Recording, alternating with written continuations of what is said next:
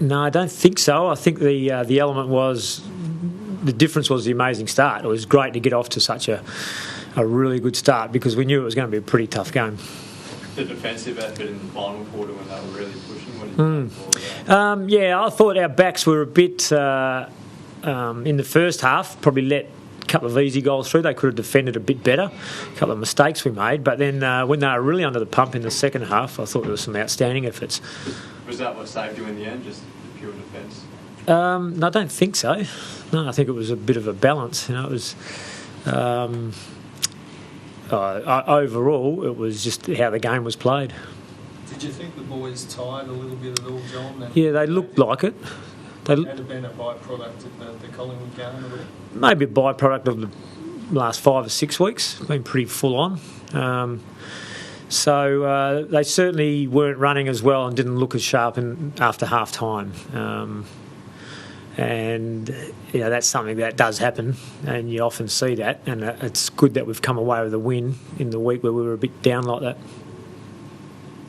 Daniel Kerr, what's the latest injury update with him? He pulled up tight from training on maybe Wednesday, I think. Wasn't even our main session.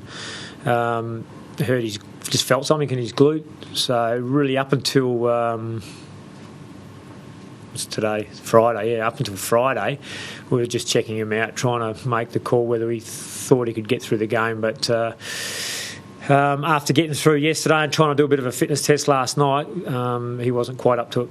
Looking towards next week, do you expect to be right to go there? Yeah, it was that fine and that smaller strain that we think that he's every chance to be right this week. And Luke Shuey? Cork, yeah. Expect at this stage probably okay. Generally they get up from corks, yeah.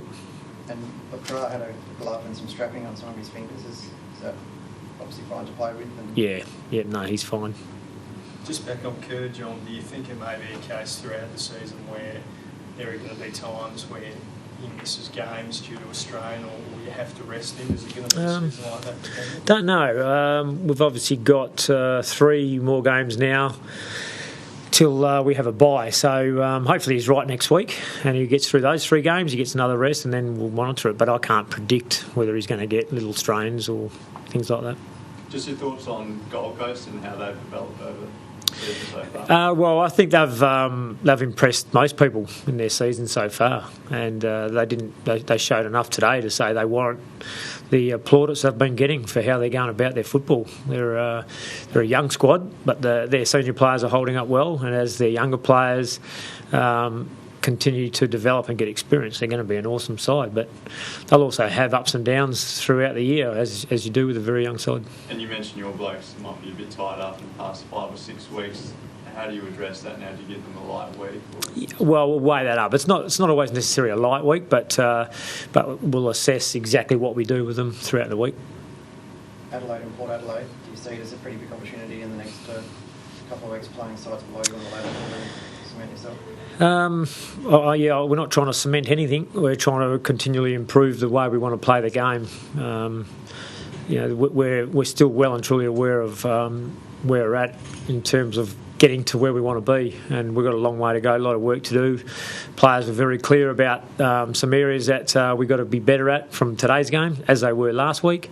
So that's through training and continually working hard to improve. So that's our focus.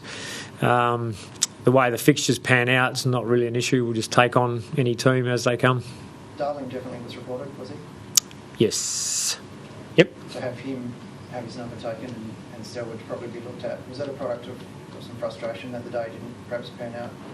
I don't think so. No, they just there may be nothing in those, so it may be nothing. So it's we'll wait and see. Selwood's little jab to the gut of Gary Ablett, I think with 90 seconds left. Is that disappointing that he'll put himself in that situation where? Yeah, I haven't seen it, so I can't comment.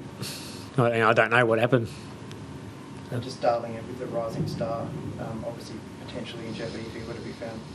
Yeah, well, you're talking potentially. You're talking what ifs. So it's not my job to worry about what might happen in the future. We deal with what we know now, and right now we've got those 2 boys going to recover and be ready to play next week. How did you see the performance of your 2 in conclusions, John? Strike and Swift. Yeah, I thought Swifty was good. Yep. He played the role we expected from him early on. And Strike didn't get as much of the footy as you like when you bring your sub on, but he's coming along well. And the move of Lacroix into the midfield, do you think that's showing that it's a success?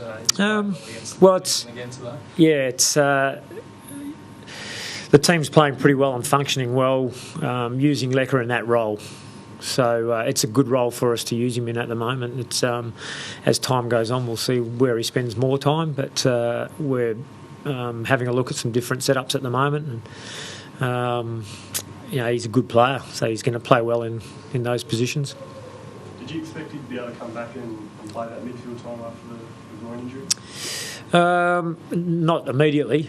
No, we knew it would take him a couple of weeks to build his fitness. So we've given him a couple of little bursts up there and got his ground time up. And he was still pretty spent in the last quarter today, but that was a good hit out for him.